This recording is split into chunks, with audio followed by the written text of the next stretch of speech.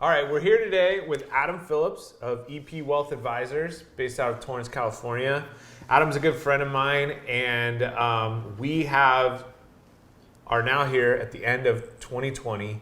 It's been a crazy year for many reasons, and I was hoping to pick your brain on what to expect going forward, what we can do to protect ourselves, what kind of advice you can give us just in general on financial stability and financial health with any size portfolio. Welcome to the show. Great, thanks, Dan. Pick away. Well, I really do appreciate you being here.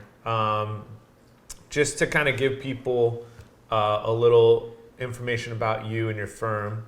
You guys have actually grown a lot over the last few years, but you're based out of Torrance, and you guys manage how much, how would you quantify the size of the firm? Yeah, we have grown quite a bit in the last few years. We recently surpassed $9 billion in assets under management. So now our primary office is out of Torrance, California. Now we have offices, across California and even as far east as Chicago. So we're really expanding both in terms of size, AUM, as well as geographically. So it's been a lot of fun. That's awesome. That's awesome.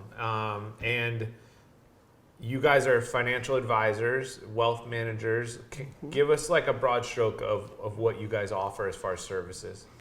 Yeah, sure. So, we are fiduciaries, which means that we're independent advisors, but we also, I work primarily on the investment management side. So I'm responsible for constructing portfolios, helping to determine appropriate asset allocation across our strategies.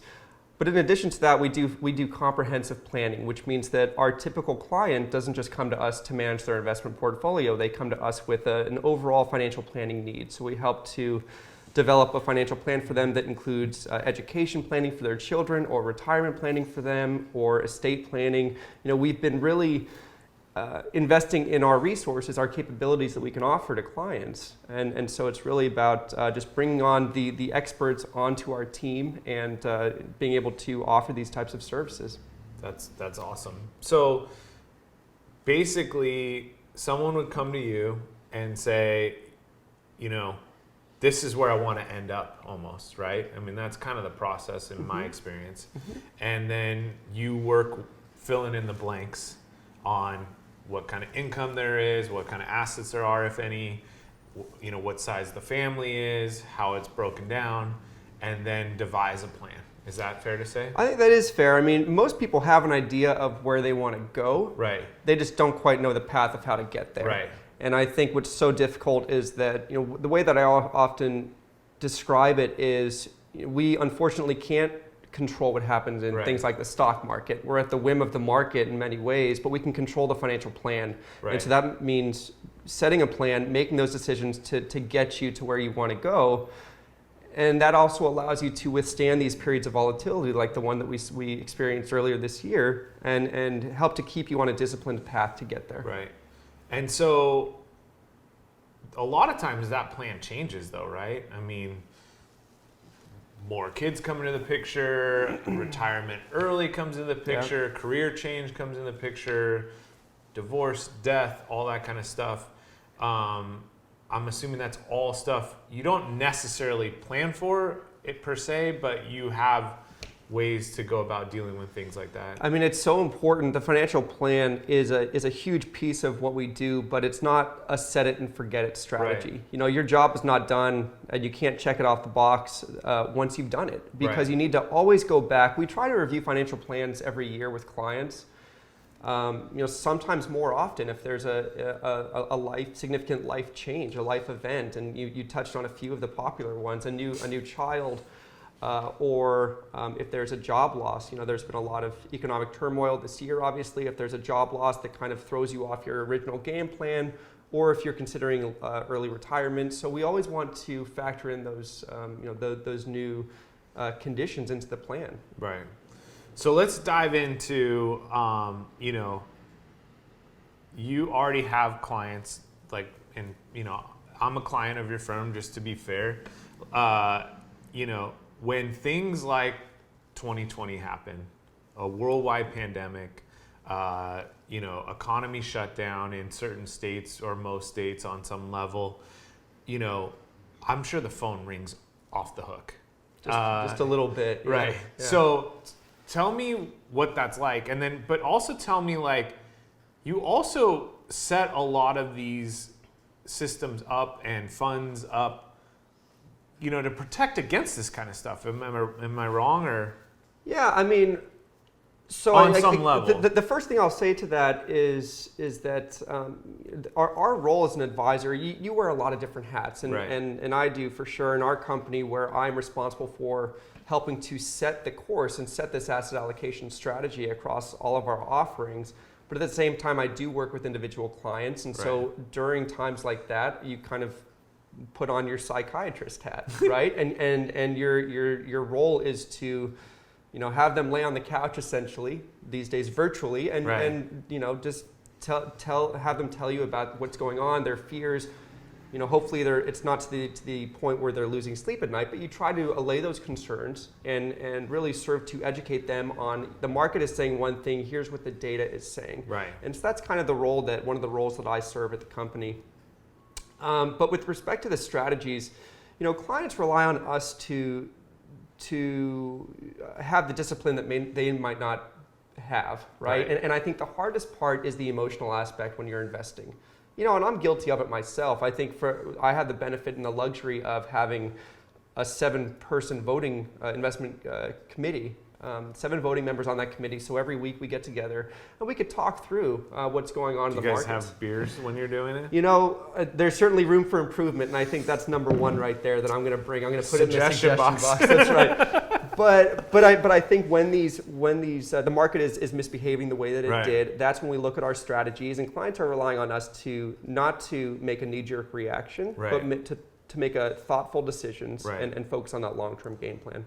What's interesting in 2020, at least for the overall year, the Dow Jones and the S&P hasn't really gone down, Yeah. right? And so people are freaking out, but back in 2008 and 2007 and 2009, like, we saw a significant hit to people's portfolios as well as their real estate holdings and stuff like that. Why is that so different this time around? Yeah, so when this all started back in, call it February into early March, I'm sure we were sitting there thinking this is like the perfect storm that's going to hit your world, the real estate, the housing market, and my world, Right. which is mainly the stock market. Right. And fast forward, that wasn't the case. It was relatively short-lived, even though it stung there for a little bit. I think the difference here, It's number still not one- even massively, even if it stung you. No, it's Yeah. exactly right. I mean, I think the difference this time around is the nature of this downturn, of this crisis. It was not something that was systemic or structural in the Financial world. The financial world. It is more of a health crisis, which is a little bit different. And so it was mostly in response to this broad shutdown that we saw across the country, Right. really across the world. And essentially, you can turn it's like you turn the global economy off with a light switch. That's how quickly it happened, and Yeah. obviously the financial markets didn't respond too kindly to that. What ended up really helping to turn that around, I think the Federal Reserve gets a lot of credit with the policies that they brought in place to kind of provide a backstop, to provide the support, and basically tell the world that they're going to do what it takes to make sure that this doesn't turn into a financial crisis. It Right. remains a health crisis, and I think that's really helped. That's it's been amazing. I'm pretty surprised, honestly. So going forward, what do you see into 2021? Do you see, by the way, like, we're filming this, the vaccine has come to America. The first responders, health people are already starting to take it. It's going to start trickling down to your American citizens. What do you see for 2021?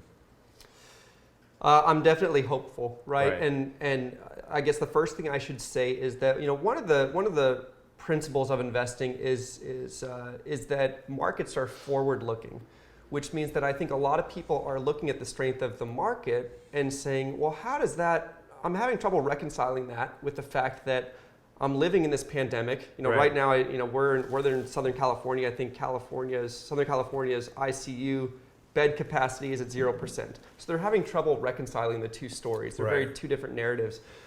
But markets are forward looking, and so I think they're looking beyond that into the 6, 9, 12 months and saying, we're not going to be in that position, down the road, right? And so it's going to be better. I think that's why we feel good about the market. The vaccine really serves as the best stimulus for the economy that we can ask for. It means that there is now a clear path towards a normalization, and there's a light at the end of the tunnel. That tunnel, could be 6 months long, could be 9, 12. We don't know, but there is an end, and we didn't know that 2 months ago, right? And so. I would say that we feel quite good about things really going forward. We are hopeful. I do think one of the elephants in the room when I'm talking to clients these days is that we have President-elect Joe Biden is going to be inaugurated on January 20th. Right. And a lot of it, we obviously live in a very divided and polarized world right now. And so I talk to some clients who think that change is not going to be received well by the markets. And what I tell them is that it's not necessarily, history tells us that it's not necessarily about who's occupying the White House. It's about the broader economy. And so that's what I want to point to. And I see a lot of the building blocks are in place, let's just say, to get on a path towards normal. And that makes us feel quite good about the outlook. That's great. That's encouraging. Yeah. So let's kind of veer towards a little more real estate related and talk about the fact that home mortgage rates have been at a historic low for actually kind of a while now. Yeah. How does that affect financial planning? And what do you see with that element going forward? Do you see it staying there for a while? Do you see it going up? And what are the consequences of that? Yeah, so great question. One of the bright spots during this 2020 economy has been housing, without a doubt. We've seen other. Thank the Lord. Yeah, we see other areas of the economy that are suffering, and it's housing that's really been the star. We can think the same reason that the stock market has been doing so well, to a large extent, is the same reason that housing is doing well. It's the Federal Reserve, and the Federal Reserve, one of their first actions was taking interest rates down to zero. So that just when you think that mortgage rates can't get any lower, it sends them down to a new record, and so that's really been supportive. I don't see that changing for quite some time. What does that mean though? What's quite some time? If you had to put a number on it, I guess. I'd say a couple years. The outlook is pretty good. And so why do I say that? I think the estimates are across the board. I was reading a Goldman Sachs report today, and they said that it could be into 2025 when the Federal Reserve starts to raise interest rates. Wow. Okay.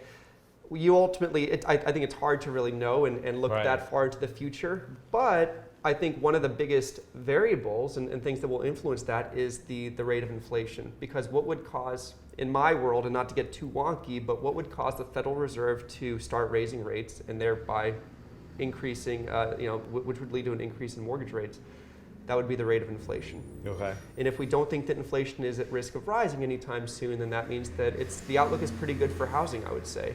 As it relates to financial plans, it's certainly, I guess there's a couple elements there within financial plans. We're looking at the value of one's real estate holdings, and that's certainly the increase in value in real estate holdings has certainly made their financial plans look more favorable. Right.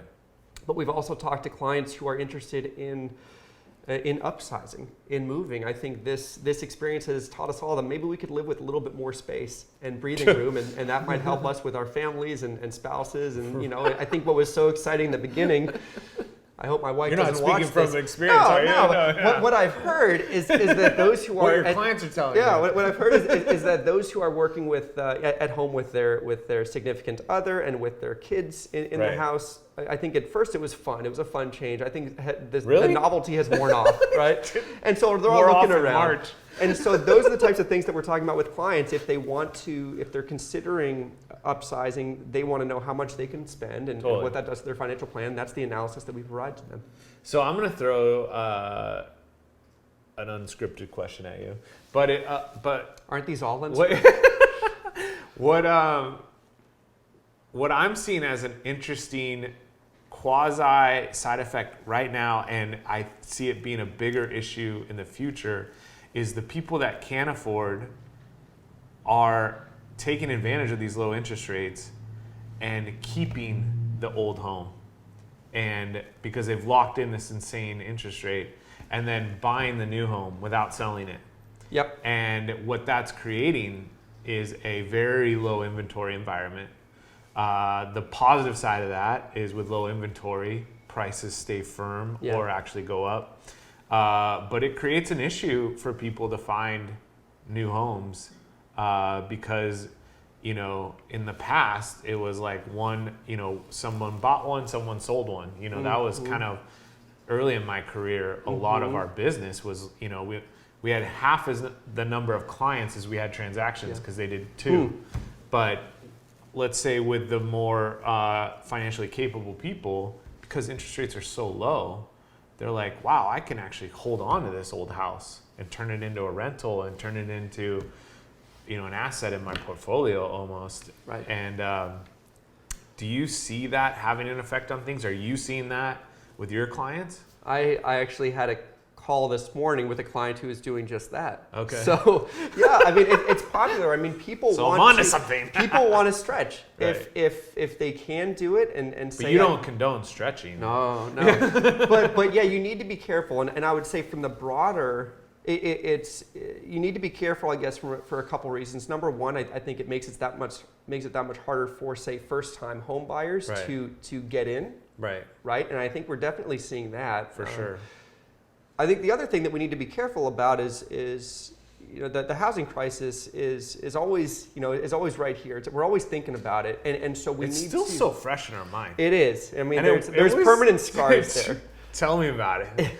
So I think that this affordability is important, right? Right. It's good that, you know, people are, you know, they're taking advantage of low rates, which is good. It's certainly been helpful and supportive of the economy, but you need to make sure that they're not overextending. And so For some sure. of the things that I'm looking at from the economic side is how much, if they're going and keeping this original home and going out and buying another, are they taking equity out of that other one Right. to fuel this additional spending or investment? Right. It's that type of behavior you need to worry about of people getting too overextended. That's what got us in the trouble last time. Exactly. And so you're seeing a little bit of that. I would say broadly speaking, household balance sheets are, you know, I need to be careful because there's certainly a group of Americans who are struggling in For this. sure. But I would say the wealthier, higher income level household balance sheets are in pretty good shape. So I'm not too worried. You know, we're not seeing the same levels that we saw back in 2006, 2007. Which Well, is and good. just to your point, like the homework that I've been doing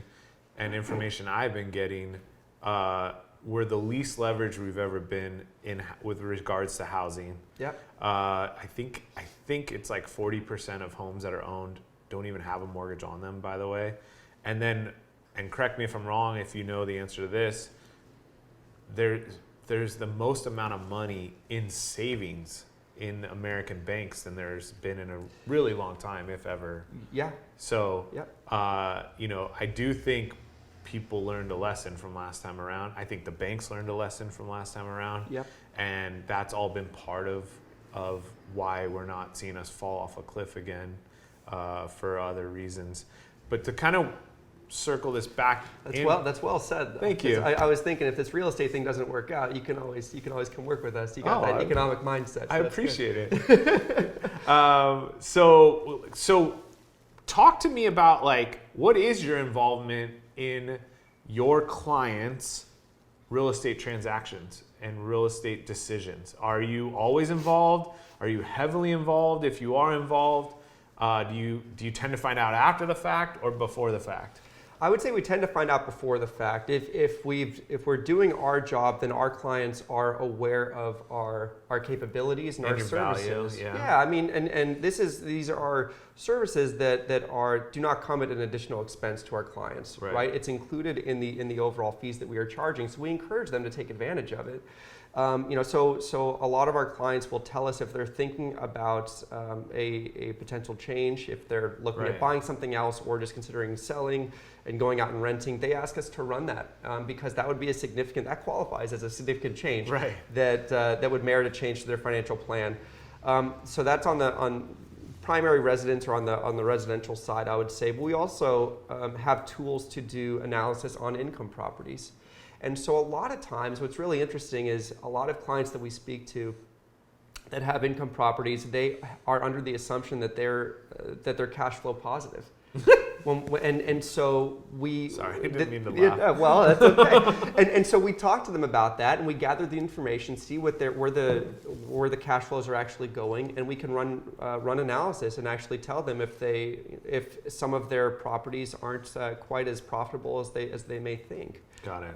And so I think that's another one of our value adds. Will you evaluate a property before the purchase? Like if they say, hey, I'm looking at this, here's the pro forma on rents and all that. Yep. Do you help your clients evaluate properties before a purchase? Yeah, we sure do. I mean, we are not real estate experts, right? So we don't give them, we don't analyze the property itself, but we look at it from the investment standpoint. Sure. Right? And so we don't say, yeah, I don't know about this area, right? But if they provide we'll the numbers 100%. and say like, okay, if you're telling me this is what's coming in and these are expenses, yep. I can tell you what those numbers really for sure equate to. For sure. Yep. That's an awesome thing you guys offer. Mm-hmm. All right, so let's kind of go to the end of the road here. Okay. And talk about estate planning. Is that something you guys offer, or how does that work with what you do? We do. I mean, this is one of the areas that we have been investing heavily in the resources that we have at our disposal. Right. And so, it's really I would say on a case-by-case basis, depends on the complexity of one's estate plan. Right. I think, sorry to cut you off, but I do think people don't realize like how early you should estate plan. Yeah. Would you say that's common? Oh, 100%. I mean, Yeah. it's rarely too early to start thinking about it, and I try to practice what I preach. I remember when our son... I'm your executor, right? Yeah, right. I remember when our son was maybe 6 months old, and my wife and I got on a plane, and we realized that we didn't have our affairs in order. God forbid should something happen because Right. he wasn't with us. And so after that, we got home and got it all dialed in, because I asked myself, if I were a client, what would I be Right. saying? Did I'd you- say, did get your- that done. Did your parents, my parents, they would like write a letter before they went on the plane and like put it in their closet or something, and like they would tell like my grandma or the babysitter like, Oh, wow. here's where the letter is if anything should happen. my Like gosh. it was like a poor man's like Really? trust, you know? Wow. See that type of planning, I guess, it's good. It's one way of doing it. You know, Yeah. what we find is that it's amazing that a lot of the things that we as the planning professionals take for granted, there are many intelligent people and very successful in their own right. Some of our largest clients that have done quite well, but they don't necessarily understand the estate planning concepts. And so we Right. talk to them, and they may have a will, but they've never created a trust, and they're in their 60s and have families and grandkids, and it's surprising, but at the same time, we're so happy that we have met them so that we can add that value immediately, and that's usually number one that we want to get off, cross off the list is get Right. that estate plan in order, and we help them do that. You bring up a good point. Just really briefly, there is a difference between a will and a trust, and explain what that difference is and why it's important. Well, I mean, so what your parents did is essentially would qualify as a will. A will Right. can essentially be written on anything. Right. The broader estate planning includes healthcare directives and an actual trust, and that says things that can't be challenged. And it's written in stone. It's a legal document, binding, and it says, here's what I want to happen to my assets. Here's who gets them. Here's everything that's listed in the trust. As well as healthcare directives. God forbid should anything happen. Right. Here's what here's what I want to happen to me, and then other instructions say if you have a child who's a minor. Is there any like legal planning different? Like, does it help you avoid probate? Is there any Yep. tax shelters because you're in a trust and not just the will? Yeah, I mean both. So Okay. yeah, the fact that a trust is legally binding, it avoids probate, whereas Okay. a will it provides instruction, but it can be challenged, Right. right? So it's good, but there's certainly a lot of holes there and gaps Right. that are left. And as far as the taxes, yeah, I mean, the estate planning, broader estate planning, there are various tax strategies, probably too many to go into on this one, but definitely, yeah. It's it's another layer. And maybe your parents, but there you go. You look thirsty. You crushed your beer. I'm busy working here. My goodness. Okay, I got a couple questions on just kind of coming full circle. Sure. What should people be looking for in a financial advisor? I think one of the biggest things is at the end of the day, it's about trust. It's about the relationship, and I think that can't be, you can't understate that, right? You need to be someone that you're comfortable with, that you feel you can trust should something happen to you, and they will ultimately be working with your spouse or your kids, and that's very important. But I think the initial screen, I think should be finding someone who is independent, who is a fiduciary, and to me, the simple definition of that is you treat someone's money as if it's your own, right? I treat my clients as if they were my parents. Yeah. And you don't want someone who is working on commissions or is biased in any way. Right. And so it's finding a fiduciary is extremely important. And after that, it's just about fit. You want to make sure that you're getting good services at a reasonable fee. And then I think the rest really falls into place. I think your industry, and correct me if I'm wrong, is similar to my industry, where even more so, technology has just come in and just disrupted in great ways and in not so great ways. But you do have things like E-Trade or Robinhood, where people can come on and pretend to be their own financial advisor or be their own stockbroker and all that kind of stuff. But at the same time, it's overwhelming for most people. And so I think, for speaking for myself, I feel like even more so now we provide value just deciphering all this information that's out there and helping almost avoid landmines. I feel like 70% of my job is helping people avoid disaster as opposed to, creating wealth and all of that kind of stuff. Because a lot of times people have a good idea of either A, what they want, or B, what a good deal is. It's like getting to be able to acquire that without, stepping on a landmine, so to speak. Do you feel the same way? And there's so many landmines out there, and they come in different shapes and sizes, right? There's landmines in stocks, and there's landmines with the various products and people that are selling them, right? That are out there, and so I think the retail, different retail offerings like the Robinhoods, I think they're good. They serve a purpose because they're engaging, I think, the younger investors, right? That next generation of investors, which is a good thing. But at the end of the day, there are landmines. And I think the truth is a lot of people don't have the time or the inclination or maybe the background to do it on their own. And that's why they come and they find us. I think as much as I love my industry, I know that there's a lot of negatives that are associated with it, and those are some of the salespeople who are always out to sell something that might not be what's right for a client. Right. And so part of our job is helping clients really understand which ones are actually good for them and which ones are not, and if they're actually being sold something, whether or being presented with an idea that actually serves their best interests. Right, and that's really what you guys are there for, is on all levels, on all aspects of their financial side of things, to kind of be a backboard or bounce things off of and guide them.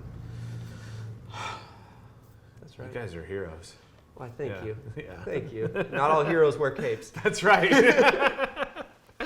Well, Adam, I really, really appreciate you doing this. I know you're a busy guy, and you're doing me a favor, but I really appreciate it, and I hope anybody listening, took something away from today. All right, happy to do it. Thanks, Dan. Thank you. Thanks. We can find Adam. You have what's the website of your company? It's epwealth.com. Gotcha. /Adam. I'll be on there. Yep. Awesome.